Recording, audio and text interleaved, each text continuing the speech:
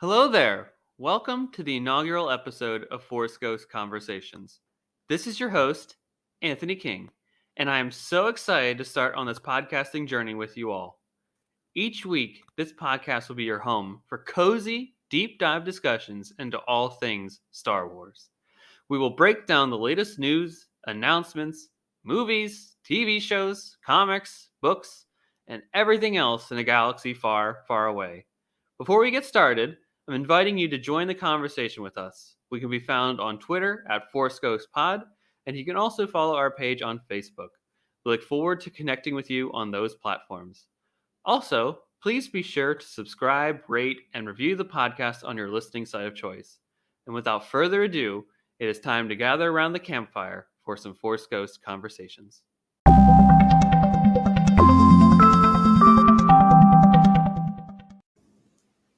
Okay, everyone, and we are back for the first episode of Force Ghost Conversations. I'm so excited to start this podcasting journey with you all.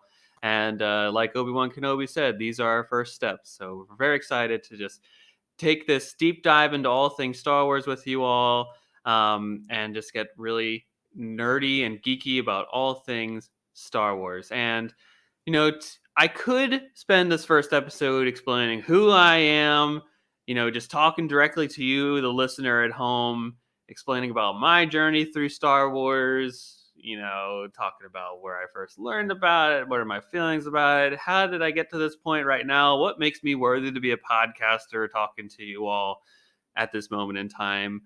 But I thought it would be more interesting if this were a conversation. This is Force Ghost Conversations, am I right? So I am actually going to bring in our first guest right now. This is Mrs. Force Ghost Conversations, my wife, the love of my life, whom I love more and most, Elise King. Welcome to the show. Hello, what an introduction. Now, as our listeners may or may not know, I just did a podcast called King Fan Talk, which is kind of a prelim to Force Ghost Conversations, and you were the first, second, and third guest that we had on there, and now you get to be the first guest on Force Ghost Conversations. How do you feel? I feel great, and it's nice to continue the Star Wars conversation because the first time I spoke with you on the podcast was about the Bad Batch. So Yeah. Get to dig a little deeper in the future. We do. And for the listeners at home, so what we're going to do here is Elise is basically going to interview me. I will grill him. She's going to grill me about all things Star Wars and make sure I know the differences between everything, about all the films and all the plot details, things like that. But that's not really what this podcast is about. This podcast is about having fun, growing a community, being all things Star Wars, right? So if you like just one aspect of A New Hope, you like John Williams' score, that qualifies you enough to be a Star Wars fan. We're not gatekeeping here. We're about expanding the love and just celebrating this great thing that we have available to us. So what I've asked Elise to do is to compile a list of questions here to ask me so that we can kind of just have a back and forth conversation about the podcast, about Star Wars. And I honestly have no idea what the questions are. I didn't want to be pre-screen them ahead of time. I wanted to go in completely blind to this conversation. So, Elise, feel free to take it away for the first question. All right. So to start us off, I just kind of want to know why Force Ghost Conversations. You could have a lot of titles for a podcast. You could have picked a lot of different images for a Star Wars podcast. Love the logo of you with Obi-Wan and Anakin and Yoda around a campfire. So why that scene? Why this title? Why Force Ghost Conversations? Okay, great. I think there's almost two questions in that. I mean, you did ask several questions there. Well, it's a big one, general conversation. But I guess it's why the title and also why this podcast. Am I getting that right? No. Okay, fair enough. Just why Force? Why the title? Yeah. Okay. So one of my favorite scenes, if not, no, I wouldn't say, I don't like ranking things. So one of my favorite scenes in all of Star Wars, and I'm sure I could just make a list of, I just can't count everything as my favorite scene in Star Wars, but one of the things that are really endearing and enduring to me in the overall saga at large is the image of Luke at the end of Return of the Jedi looking at the Force ghosts during the celebration on Endor. Yeah. after the Death Star is, of course, blown up, the second Death Star, and they're just having a great time. And he just looks over his shoulder, and he just sees like basically the father figures in his life, Yeah. looking at him, and especially being a prequel lover myself, growing up with those films, particularly seeing Hayden Christensen's Anakin Skywalker, that was super meaningful to me. Mm-hmm. And that was a part of George Lucas's special edition DVD release in 2004, which I watched religiously. And that scene just was very impactful to me, and I always wanted to know what would happen next. Then I'm sure we've gotten a little tidbits of that in canon now, of course, with the episode 7, 8, and 9. We know what happens after the Battle of Endor, of course. Mm-hmm. But if I were Luke in that moment, I would have gone and sat over with those guys and just had a conversation with them, right? Like, what are these guys talking about on their daily basis? What do Force Ghosts do with their spare time? Yeah. There's a breadth of knowledge between all of them, right? Obi-Wan talking with Anakin again, and a post redeemed Anakin. Yeah. Yoda with his over 900 years of experience training Jedi. I mean, we're seeing him in the High Republic now. I'm sure we're going to get younger Yoda stories throughout the coming future. So as a person that is also a fan of like just listening to conversations, like I would just want to sit there and be a part of their discussions. And that's basically what I want to bring to this podcast. So I want to just have fun, deep dive discussions into all things Star Wars. I like the cozy aspect of a campfire. So I just wanted to, that's kind of the tone that I want to set for this podcast. Mm-hmm. And just be safe to just have a fun deep dive into like, oh, let's talk about the hero's journey in A New Hope, or let's spend a day talking about Yoda's theme in The Empire Strikes Back, right? This should be a podcast for those discussions and just to have fun geeking out about the weird, wacky, bonkers things that are all about Star Wars. So why now then? Why a podcast now? I get what you're trying to do with it. And I love a cozy conversation. I love the idea of, okay, I would sit down with these like mega superstars in the Jedi world or like these historical figures and sit down and learn from them. But why a podcast right now? Well, honestly, I'm not reinventing the wheel. I'm not the only Star Wars podcast out there. I'm fully aware of that. I knew that going into this. I'm not coming in here with the intent of changing the entire podcast genre. I just know that I have a unique voice, a unique vision, and me doing this my own way in my own right is different enough. Yeah. And there's so much coming out with Star Wars now. This isn't aka the dark times of 2006 where the Revenge of the Sith came out, and then I didn't even know that Clone Wars was coming out eventually after that. So there was really like, well, that's it. There's a bookend to this story. The whole saga is complete. But now we live in, as of the time of the recording this is 2021. We're almost a month away from the Book of Boba Fett. We have all these Star Wars books that come out on a regular basis. Comics come out basically every week. There's news announcements on the regular. There's two, as far as I know right now, there's two Galaxy's Edges in both Florida and Anaheim. There's a Star Wars celebration that happens yearly that we're going to be attending this year. There's a lot coming out. 2022 is going to be the year of Star Wars, so there's so much content to discuss and deep dive into. There's also all the previous stuff that's been out, since Disney took over, and of course the original films and so on and so forth. So I just really want to just take my voice, have fun with it. I have a background in podcasting. I mean, you know this, but our listeners may not know this. I have been listening to podcasts basically since 2013 very religiously. I have started my own podcast in King Fan Talk earlier this year that I'm now transitioning into Force Ghost Conversations. Also, you did one for work. I did one for work, exactly. At my previous job, I was an executive producer and sound engineer for a podcast. So I think I have the wherewithal and background to run a podcast, and I just want to have fun geeking out with other people. I didn't have a lot of friends growing up that wanted to have these deep dive discussions into Star Wars, and I also don't want to. I know in our house I would do this anyways, so I don't want to Yes, you really I don't would. want to force you to be the only person that has to listen to me rambling on about What are you all the talking about? things. I So, love it. yeah, I don't know if you really want to have discussions about the differences between Wrecker and Omega on a daily basis. Daily basis is quite a lot. Exactly. So, this is just a platform for me to just have that voice and engage with others in the community, and bring other people on the show to share their unique viewpoints in Star Wars. So that's my roundabout answer to that. All right. Well, okay. You said you didn't have a lot of people to talk about Star Wars with, but let's dig a little bit into your Star Wars history, because everyone seems to have a very unique journey that's very personal to them of why they love Star Wars.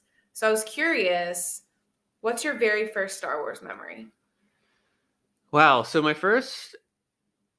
the first memory that I have, so I saw my uncle Bob took me to see the re-releases in 1997 for the original trilogy in theater, but I was 2 at the time, so I don't remember that at all.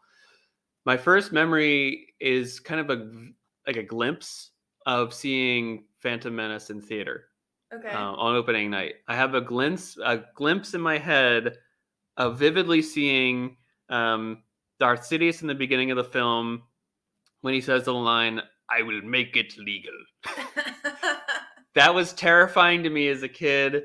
I was so mystified by this character. Who is this person in the hooded cloak? Like, there was a time in my life where I didn't understand that episodes 1, 2, and 3 were connected to 4, 5, and 6. Like, there was some empathy wall in my head, or just some wall that I didn't understand that this was a linear story between them. So I thought, oh, that's Star Wars, and then this is different Star Wars. I didn't maybe it was a part of me that once 2003 rolled around, that was like, I don't want Anakin Skywalker to become the big bad evil guy. But then I understand, you get older, you understand a bit more of this. But so that was kind of my first foray, my first actual vivid memory that is scarred in my head. Is that So it wasn't all the cool stuff, it was the scary stuff. It was the scary stuff at first, right? Yeah. So it's that. I'm sure Maul later came into he's probably number 2 in the image head there. Wow, okay.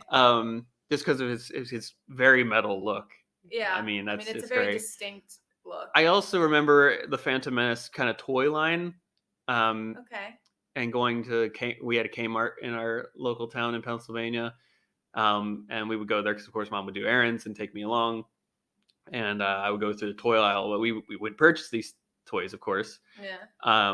But I would look at them and especially Padme, her Queen Amidala outfits were very, very over the top. Not necessarily over the top, but just so vibrant and colorful, especially with the makeup and the hair everywhere. It's it just stood out as a kid. So those are some of the images that are just really scarred in my memory.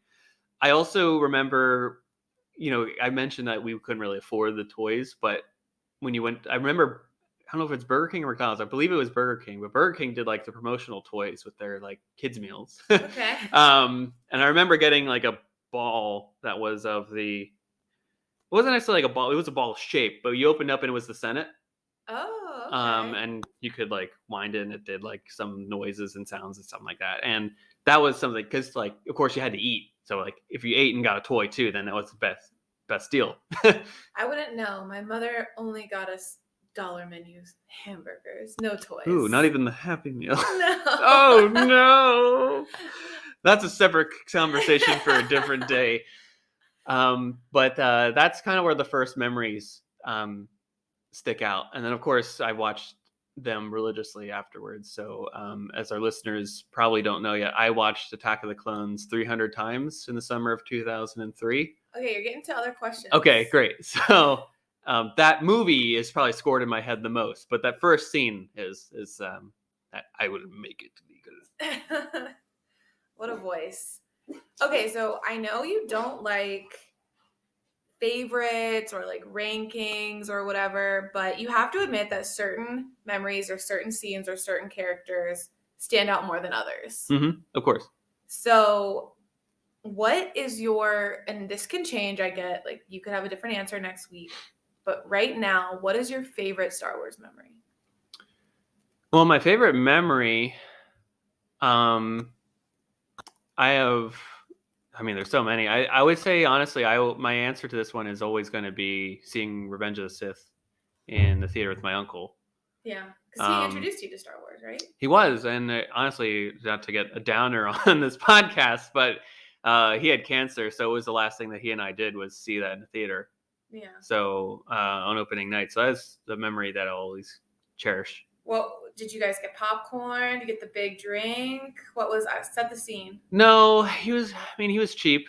Yeah. So the fact that he went alone, especially with a terminal illness, was something in its own right. So, there was just a lot going in that because, of course, I was 10 at the time. So, I felt like I was very much like Luke. I was looking at my twin sons. I was about to go off on my journey in life. One journey in life was ending with his life. Yeah. So I will always say, like, that's my favorite memory. That's my favorite moment. That's my favorite Star Wars movie because of that. I just have a lot of emotional connection to that film. No, I will say the best Star Wars movie. No, go back. Okay.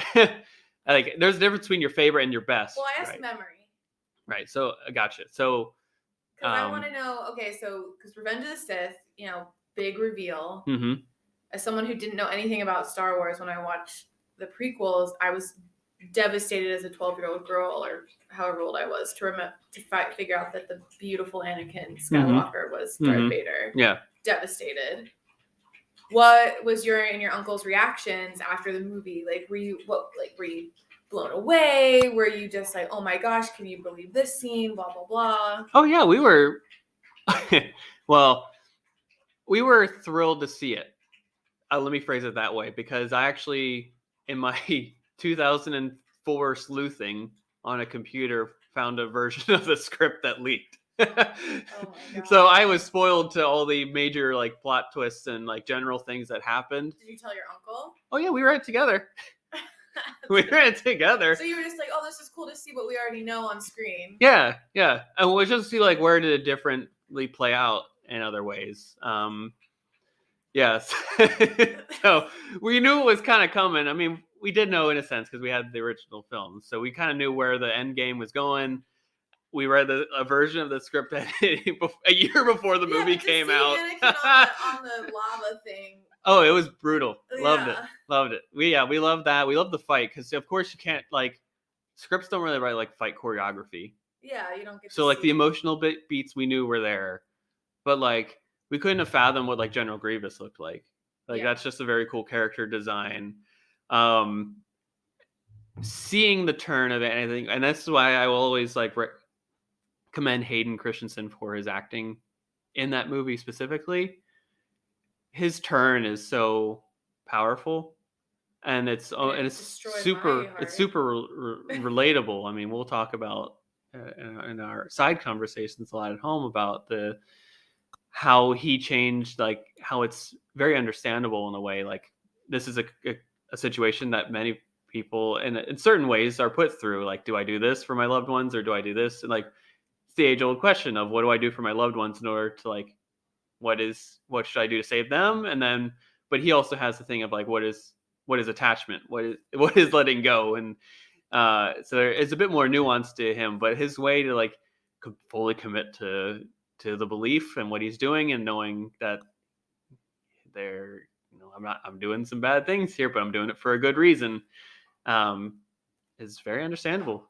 Especially as we get older and you start to recognize that life's conversations are almost more nuanced than you're led to believe as a kid, and things get more complicated, and you start to understand a bit more. So watching the movie was great for that. There was a lot of great imagery. Lucas did a great job putting that film together. I love that movie. So yeah, it's that memory of seeing it the first time. Yeah, that's a good one. It's so vivid. Okay, I'm going to switch gears and go looking to the future. Mm-hmm. Because as you said at the beginning, there's so much Star Wars coming out. Yeah. I can't believe how much Star Wars is coming out. Oh yeah.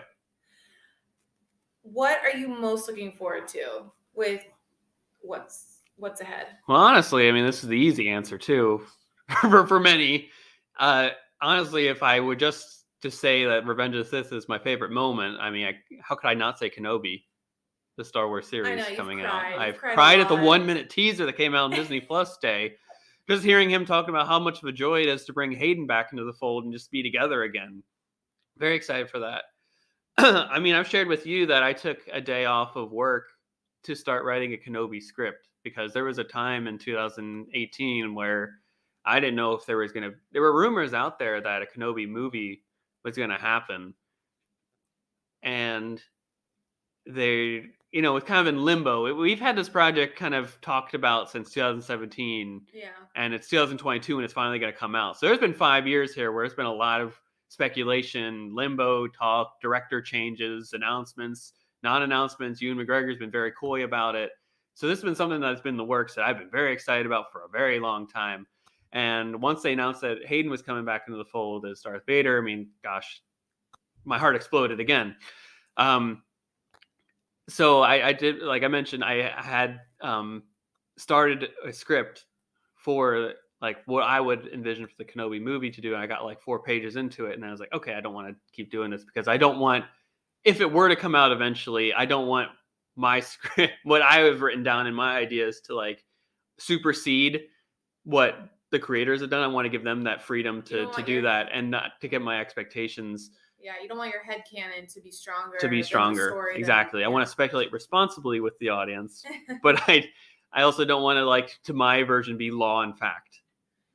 Yeah, I'm just imagining when the first episode drops. I don't know what we're gonna need. Is it gonna be like tissues? Is it gonna be just pausing so you can freak out every time someone new comes on screen and then rewatching it all again? Well, I mean, that's gonna be. I maybe have to take off work that day because it's gonna be a whole day affair. Yeah, I'm not gonna be able to just like focus. If it's a day where I have to be in the office, like I don't know if I can be in there from like 8 to 5 and still like not be spoiled at all to anything. And know that this is out in the universe. Know that it's out there, and then just come home and watch it fresh. Like I don't know if I can just do that. I'm gonna want to watch it again, ponder it, reflect, watch it again. Yes. I mean, eat pizza somewhere in there, with right? Zack Snyder's Justice League, so I can see it. Yeah, exactly. It'd be the same deal. That's basically it's. I mean, talk about it as again a 5-year process basically for that. So again, same deal. All right. Do I have time for one more question?